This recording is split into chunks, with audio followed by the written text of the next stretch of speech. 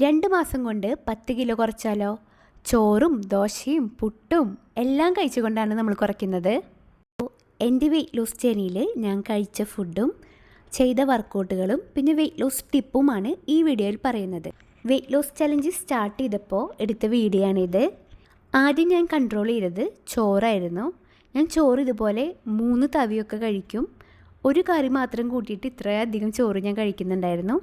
പിന്നെ ഞാൻ ഇത് കുറച്ച് കൊണ്ടുവന്നു. 3 തവി എന്നുള്ളത് പിന്നെ 2 തവിയാക്കി.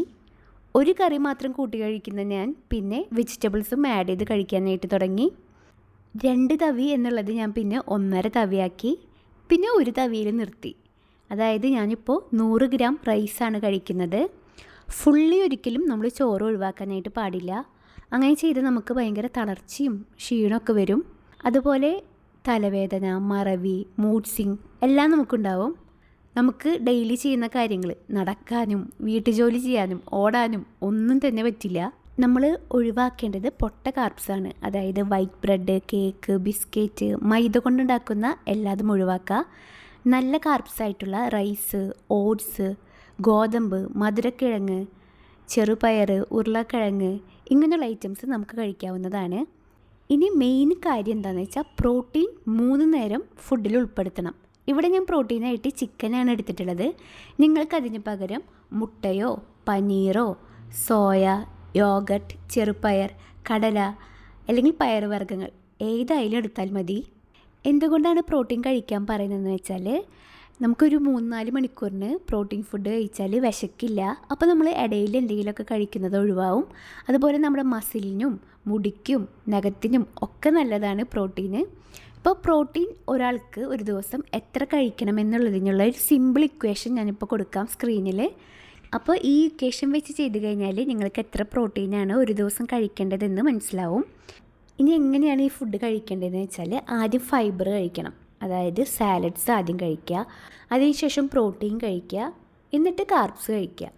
അങ്ങനെ കഴിക്കുമ്പോൾ നമുക്ക് അധികം ചോറ് കഴിക്കാനായിട്ട് തോന്നില്ല, വയറ് ഫില്ലായിട്ടിരിക്കും. ഇനി വെജിറ്റേറിയൻസ് ആണെങ്കിൽ നിങ്ങൾ പനീർ, സോയ, വെള്ളക്കടല അല്ലെങ്കിൽ പയറുവർഗ്ഗങ്ങളുണ്ടല്ലോ, ചെറുപയർ, പിന്നെ രാജ്മ നല്ലതാണ്. അപ്പോൾ ഇങ്ങനെയുള്ള ഐറ്റംസ് നിങ്ങൾ ചോറിൽ ഉൾപ്പെടുത്തുക. പിന്നെ യോഗർട്ട് കഴിക്കാം. അപ്പോൾ ഇങ്ങനെ വേണം നമ്മൾ ലഞ്ച് കഴിക്കാനായിട്ട്, അല്ലാതെ ചോറ് ഒഴിവാക്കേണ്ട ആവശ്യമില്ല. ഇനി നമുക്ക് ബ്രേക്ക്ഫാസ്റ്റ് എങ്ങനെ കഴിക്കാമെന്ന് നോക്കാം. ബ്രേക്ക്ഫാസ്റ്റിന് ഞാൻ പറഞ്ഞ പോലെ പുട്ട്, അപ്പം എല്ലാം കഴിക്കാം. ഞാനിപ്പോൾ ഇവിടെ കഴിക്കുന്നത് ഓട്സ് പുട്ടാണ്. ഓട്സ് പുട്ടും മുളകിട്ട മീൻകറിയും പിന്നെ പയറുപ്പേരിയും പിന്നെ ഒരു സാലഡും കഴിക്കുന്നുണ്ട്. ഇതുപോലെ നിങ്ങൾക്ക് ബ്രേക്ക്ഫാസ്റ്റിന് എന്താണ് വീട്ടിലുള്ളത് അതിങ്ങനെ കഴിക്കാം. ഇപ്പം ഞാൻ ഇവിടെ റാഗി പുട്ട് കഴിക്കുന്നുണ്ട്. അതിനോടൊപ്പം മുട്ടയുടെ വെള്ളയും വെള്ളക്കടല കറിയും സാലഡുമാണ് കഴിച്ചിരിക്കുന്നത്. ഇനി റാഗി കൊണ്ട് തന്നെ നമുക്ക് അപ്പം ഉണ്ടാക്കാം, ദോശ ഉണ്ടാക്കാം, ഇഡ്ഡലി ഉണ്ടാക്കാം. അങ്ങനെ വെറൈറ്റി ആയിട്ട് നിങ്ങൾക്ക് എന്ത് വേണമെങ്കിലും ഉണ്ടാക്കാനായിട്ട് പറ്റും. റാഗി കൊണ്ട് മാത്രമല്ല പയറുവർഗ്ഗങ്ങൾ ഉപയോഗിച്ചും ദോശ ഉണ്ടാക്കാം. ഇത് ചെറുപയർ ദോശയാണ്. ഇനിയിപ്പോൾ സാധാ ദോശയാണെങ്കിലും നമുക്ക് കഴിക്കാവുന്നതാണ്. സാമ്പാറും ചട്നിയും മാത്രം കൂട്ടി കഴിക്കാതെ അതിനോടൊപ്പം ഒരു മുട്ട പുഴുങ്ങിയതോ അല്ലെങ്കിൽ ദോശയും ചിക്കനോ അങ്ങനെ കഴിക്കുകയാണെങ്കിൽ ഒന്നും കൂടി നല്ലതായിരിക്കും. അതായത് പ്രോട്ടീൻ ഉൾപ്പെടുത്തിയിട്ട്. അപ്പോൾ നമ്മൾ ബ്രേക്ക്ഫാസ്റ്റും ഡിന്നറും പറഞ്ഞു. ഈവനിങ് ചായയും കോഫിയും ഒഴിവാക്കുക. അതായത് ഷുഗർ പരമാവധി ഒഴിവാക്കാനായിട്ട് നോക്കുക. പിന്നെ വെള്ളം 3 ലിറ്റർ വെള്ളം കുടിക്കുക. നിങ്ങളുടെ ബോഡി വെയ്റ്റിനനുസരിച്ച് വേണം വെള്ളം കുടിക്കാനായിട്ട്. എത്ര വെള്ളമാണ് ഒരു ദിവസം കുടിക്കേണ്ടത് എന്നറിയാനായിട്ട് ഞാൻ ഇവിടെ ഇക്വേഷൻ കൊടുക്കാം, അത് വെച്ച് ചെയ്താൽ മതി. ഇനി ഡിന്നറിന് എന്താ കഴിക്കേണ്ടതെന്ന് നോക്കാം. റോങ് ആയിട്ടുള്ള ഡിന്നറാണ് കഴിക്കുന്നതെങ്കിൽ നമ്മുടെ വയറ് ചാടും. നല്ല ഡിന്നറാണെങ്കിൽ നമുക്ക് നല്ല ഉറക്കം കിട്ടുകയും ചെയ്യും, നമ്മുടെ ഫാറ്റ് ബേൺ ആവുകയും ചെയ്യും. ലൈറ്റായിട്ടുള്ള ഫുഡ് വേണം ഡിന്നറിന് കഴിക്കാൻ. കാർബ്സ് കുറവായിരിക്കണം. നമുക്ക് ഓട്സ് കഴിക്കാം, ഇതുപോലെ സൂപ്പുകൾ കഴിക്കാം. ചിക്കൻ സൂപ്പ്, ഓട്സ് സൂപ്പ്, ചെറുപയർ സൂപ്പ് ഇങ്ങനെയുള്ള സൂപ്പുകൾ കുടിക്കാം. അല്ലെങ്കിൽ സാലഡുകൾ കഴിക്കാം. Vegetable salad, chicken salad, avocado salad 30ലധികം വെയ്റ്റ് ലോസ് റെസിപ്പീസ് അപ്ലോഡ് ചെയ്തിട്ടുണ്ട്. അത് പ്ലേലിസ്റ്റിൽ വെയ്റ്റ് ലോസ് ഫുഡ് നോക്കിയാൽ മതി, അപ്പോൾ നിങ്ങൾക്ക് കിട്ടും. നമ്മളിനി ഉറങ്ങുന്നതിന് 3 മണിക്കൂർ മുമ്പെങ്കിലും ഡിന്നർ കഴിച്ചിരിക്കണം. ഒരു 8:30 മുമ്പായിട്ട് എന്തായാലും കഴിക്കണം. ഞാൻ എൻ്റെ വെയ്റ്റ് ലോസ് ജേർണിയിൽ ഒരു 6:30 ഇപ്പോൾ ഫുഡ് കഴിച്ചിട്ടുണ്ട്. ഇനി ചെയ്തൊരു കാര്യം എന്ന് വെച്ചാൽ ഗട്ട് ഹെൽത്ത് ഇമ്പ്രൂവ് ചെയ്യാനായിട്ട് നോക്കി. അതായത് നമ്മുടെ സെക്കൻഡ് ബ്രെയിൻ എന്ന് പറയുന്നത് കുടലാണ്. കുടൽ നന്നായാൽ തന്നെ നമ്മുടെ വയറും കുറയും, വെയിറ്റ് ലോസും ആവും.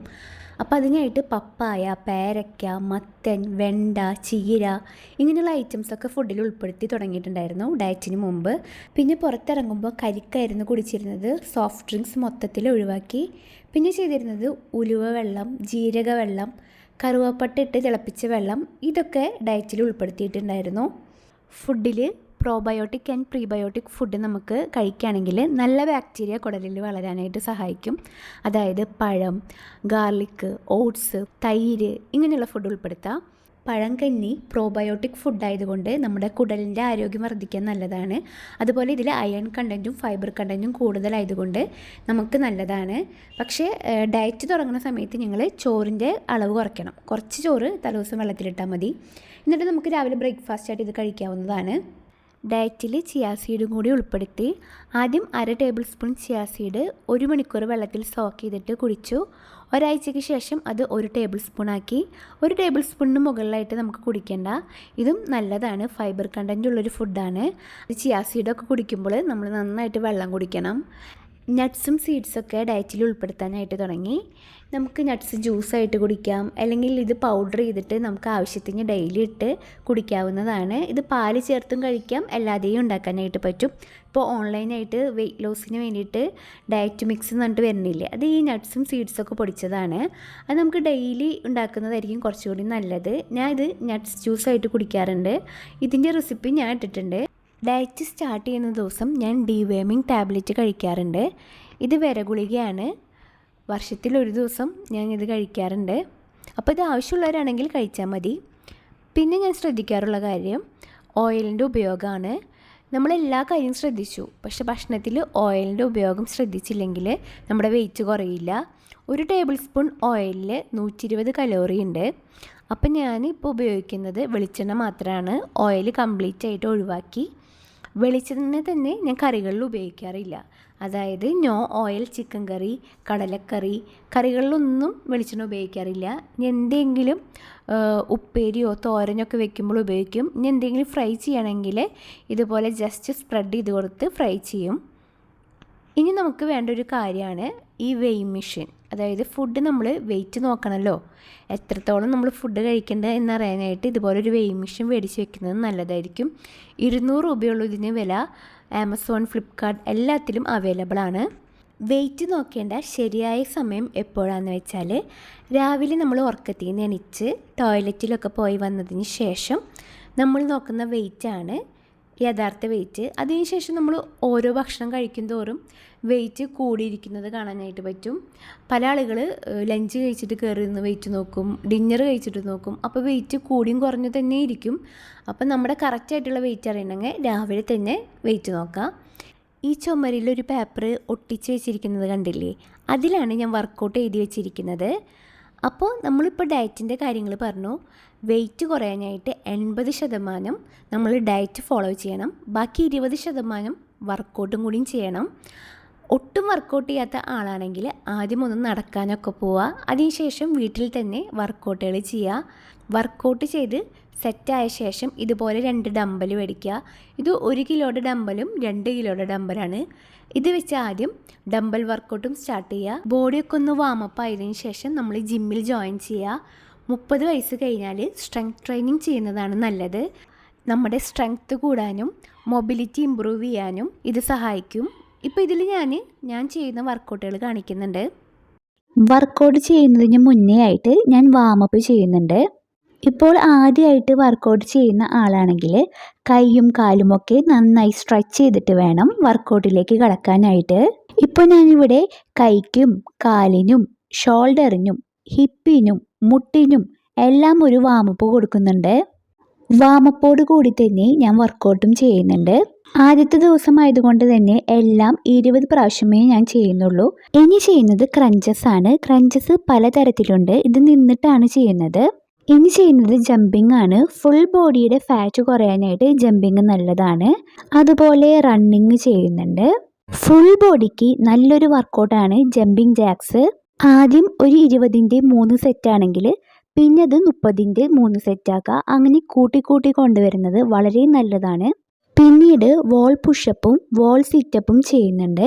വാമപ്പും നിന്നിട്ടുള്ള വർക്കൗട്ടുകൾക്ക് ശേഷം നമ്മളിനി കിടന്നിട്ടുള്ള വർക്കൗട്ടുകളാണ് ചെയ്യുന്നത്. ആദ്യം ലെഗ് റൈസ് ആണ് ചെയ്യുന്നത്. അതിനുശേഷം എയർ സൈക്ലിംഗ് ആണ് ചെയ്തത്. നമ്മൾ കിടന്നിട്ട് കൈ ബാക്കിൽ വെച്ചിട്ട് നമ്മുടെ കാല് സൈക്കിൾ ചവിട്ടുന്ന പോലെ ഫ്രണ്ടിലോട്ടും അതുപോലെ തന്നെ പുറകിലോട്ടും ചവിട്ടുക. ഇത് നല്ല എഫക്റ്റീവ് ആയിട്ടുള്ളൊരു വർക്കൗട്ടാണ്. ഇനി ചെയ്യുന്നത് 2 ലെഗും ഹോൾഡ് ചെയ്ത് പിടിച്ചിട്ടുള്ള ഒരു സ്ട്രെച്ചാണ്. ഇത് നമ്മുടെ ബാക്ക് പെയിൻ കുറയ്ക്കാനായിട്ട് സഹായിക്കും. ഫാറ്റ് കുറയാനും ലോവർ ബോഡി സ്ട്രെങ്തൻ ആവാനും പറ്റിയൊരു വർക്കൗട്ടാണ് ഫ്ലട്ടർ കിക്ക്. കൈ ബാക്കിൽ വെച്ച് തല ഉയർത്തി മുട്ട് വളയ്ക്കാതെ കാലുകൊണ്ട് കിക്ക് ചെയ്യുന്നതാണ് ഫ്ലട്ടർ കിക്ക്. പിന്നെ ചെയ്യുന്നത് പ്ലാങ്ക് ആണ്. നമുക്ക് എത്രത്തോളം ഹോൾഡ് ചെയ്ത് നിൽക്കാൻ പറ്റുന്നോ അത്രത്തോളം ചെയ്യുക. വീണ്ടും റിപ്പീറ്റ് ചെയ്യുക. പിന്നെ ചെയ്യുന്നത് കോബ്ര സ്ട്രെച്ച് ആണ്. ഇത് നമ്മുടെ വയറിനും ബാക്കിനും ഒക്കെ നല്ലൊരു എക്സസൈസ് ആണ്. ഇപ്പോൾ 75 ദിവസത്തെ വെയിറ്റ് ലോസ് ചലഞ്ച് ചെയ്തുകൊണ്ടിരിക്കുകയാണ്. ഇപ്പോൾ 30 ദിവസമായിട്ടുള്ളൂ. എൻ്റെ 5 കിലോയാണ് കുറഞ്ഞത്. ഈ വീഡിയോയിൽ പറഞ്ഞ പോലെയാണ് ഞാൻ ഡയറ്റ് ഫോളോ ചെയ്തിട്ടുള്ളതും വർക്കൗട്ട് ചെയ്തിട്ടുള്ളതും. അപ്പോൾ നിങ്ങൾക്കത് ചെക്ക് ചെയ്ത് നോക്കാവുന്നതാണ്. അപ്പോൾ ഇനി എന്തെങ്കിലും ഡൗട്ട് ഉണ്ടെങ്കിൽ താഴെ കമൻറ്റിൽ ചോദിച്ചാൽ മതി. അപ്പോൾ ഇനി പുതിയൊരു വീഡിയോയുമായിട്ട് കാണാം.